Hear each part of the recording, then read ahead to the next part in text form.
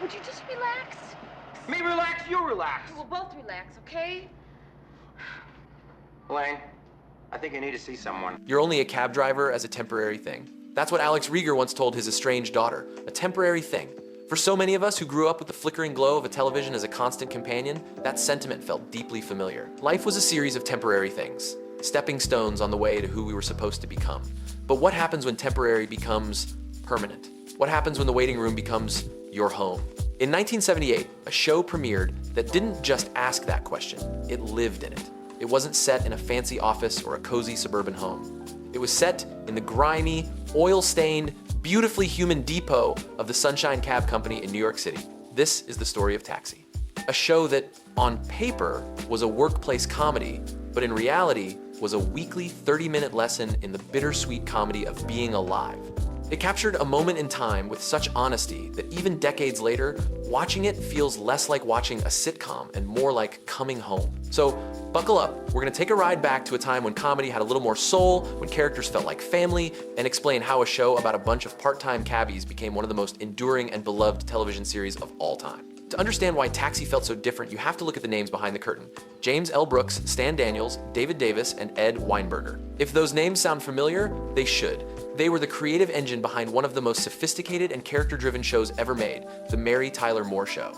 They took that same sensibility that focus on people first, jokes second, and moved it from a bright, optimistic Minneapolis newsroom to the blue-collar battlefield of Manhattan. This wasn't just a change of scenery, it was a change in philosophy. The 70s were a gritty time. The optimism of the 60s had faded, and people were just trying to get by. Taxi reflected that. It wasn't about high-flying success, it was about the dignity in the daily grind. It was a show that understood, as the old saying goes, that humor is just tragedy with a running start. And you felt that tone from the very first note of its theme song. That iconic piano melody, Angela by Bob James, wasn't a peppy, upbeat jingle. It was wistful. It was melancholy.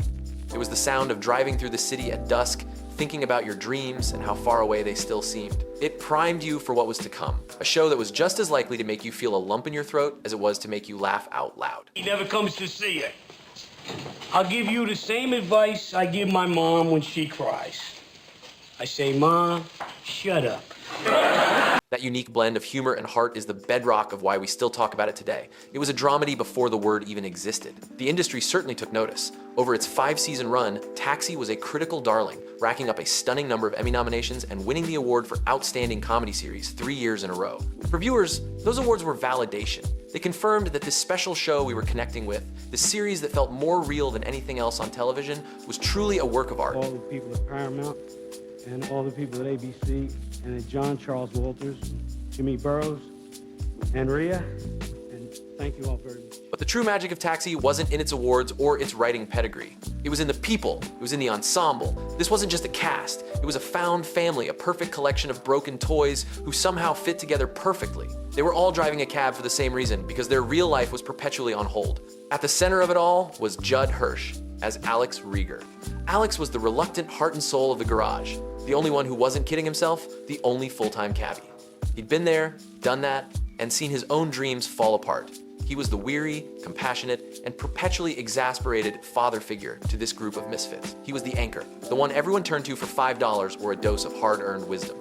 Hirsch played him with a quiet dignity and a world weariness that made him one of the most relatable characters on television. He wasn't chasing a dream anymore. His job was to make sure the others didn't crash and burn while chasing theirs. Then you had the dreamers. Marilu Henner played Elaine Nardo, the single mom working her way through the art world. She was smart, tough, and vulnerable, juggling her responsibilities with her passion, a struggle that felt incredibly real to anyone trying to balance their art with paying the rent. Rape! Rape! Rape! You may have a little trouble getting that story to stick when the police find out I'm the National Secretary of the Gay Liberation Force. Tony Danza, a real-life boxer, was perfectly cast as Tony Banta, the boxer with a heart of gold and a losing record. Tony was sweet, a little dim-witted, but endlessly optimistic. Lane. You son of a gun! Tony, the problem is I like somebody else too. Oh, He was the show's wide-eyed innocent, the guy who always believed his big break was just one punch away. And opposite him was Jeff Conaway as Bobby Wheeler, the handsome, aspiring actor whose confidence was usually bigger than his talent. Bobby represented every person who moved to the big city with stars in their eyes, only to find themselves stuck in a dead-end job, waiting for a callback that might never come. His character arc was one of the most poignantly realistic portrayals of the slow erosion of a dream. Yeah, that's right.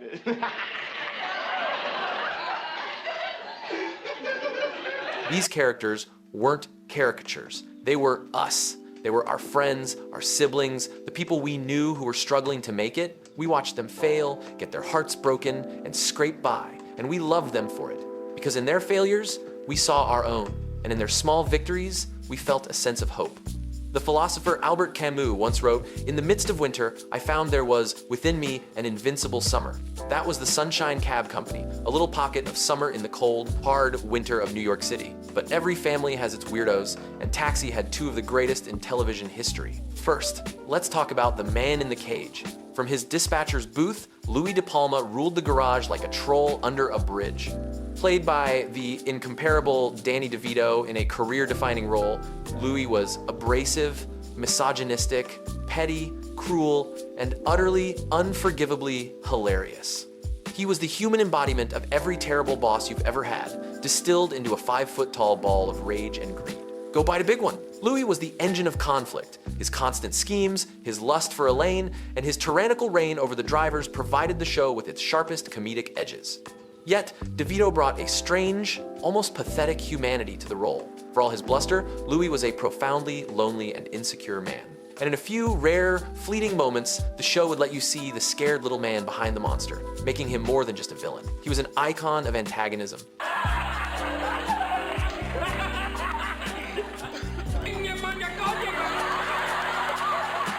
And Danny DeVito's performance rightfully earned him an Emmy and a permanent place in the pantheon of television legends. And if Louis was the garage's resident monster, then Reverend Jim Ignatowski was its resident angel, an angel who had clearly flown through a cosmic storm without a helmet. When Christopher Lloyd first appeared as Reverend Jim, it was supposed to be a one-off guest spot, but his performance was so brilliantly, unforgettably strange that he was immediately brought on as a series regular. My God, I know her. She's dyed her hair, but that's her. A relic of the 1960s counterculture, his brain permanently fried by psychedelics, Jim was the show's lovable, spaced-out genius. He could deliver a line of pure, nonsensical gibberish in one breath and a moment of profound, accidental wisdom in the next. Who could ever forget his driving test? What does a yellow light mean? Slow down. Okay. What? That scene is not just one of the funniest moments in sitcom history, it's a perfect encapsulation of his character. He was living on a completely different plane of existence, but one that was filled with a childlike innocence and a gentle soul. Lloyd's physicality, his wide-eyed stare, his shambling walk, it was a masterclass in character creation. The writers even gave him incredibly poignant storylines, including a heartbreaking episode where he confronts his wealthy, estranged father, adding layers of tragedy to his comedic persona. And then there was Latka. You can't talk about Taxi without talking about Andy Kaufman. Latka Gravas, the sweet-natured mechanic from a fictional country, was adapted directly from Kaufman's Foreign Man stand-up routine.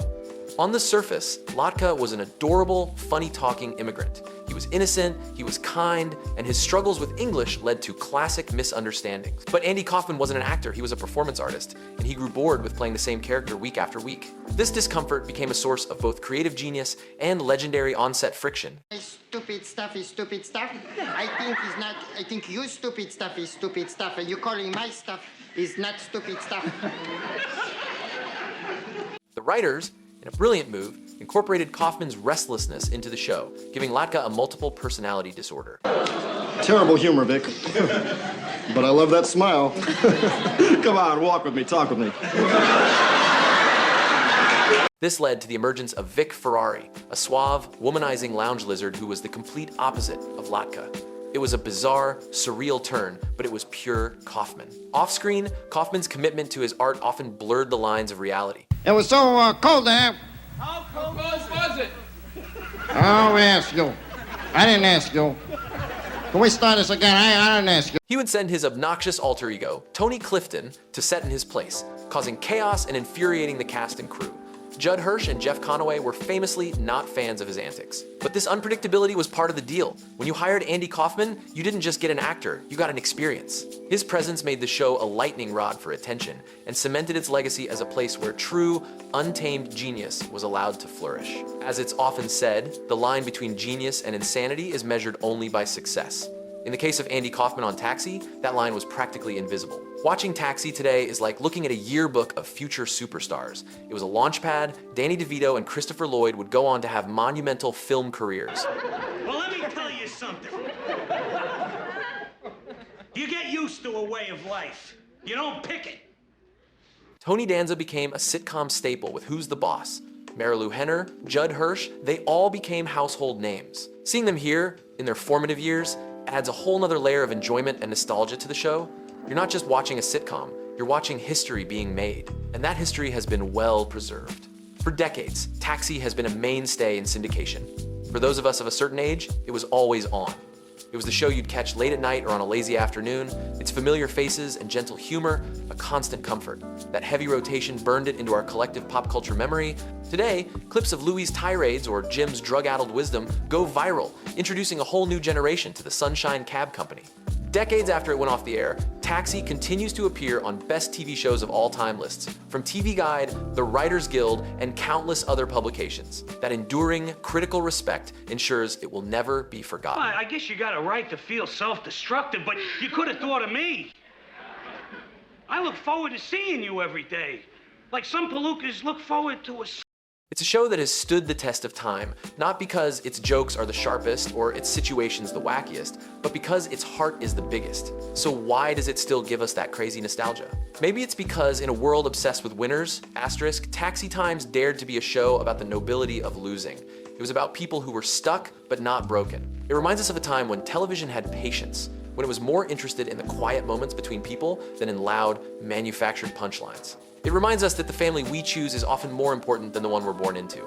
The author L.P. Hartley famously wrote, "The past is a foreign country. They do things differently there. But thanks to the magic of television, we can visit that country anytime we want." We can step back into that garage, hear the familiar sound of Louie yelling from his cage, and spend another 30 minutes with the friends we made at the Sunshine Cab Company. A temporary thing that, thankfully, became timeless. So what do you think? Are you a fan of Taxi? And what was your favorite character in the garage? Let us know down in the comments below. And if you enjoyed this video, you'll definitely find others you'll like if you check out the rest of the channel. As always, thank you for watching. All right. Let's get some butts on the road here.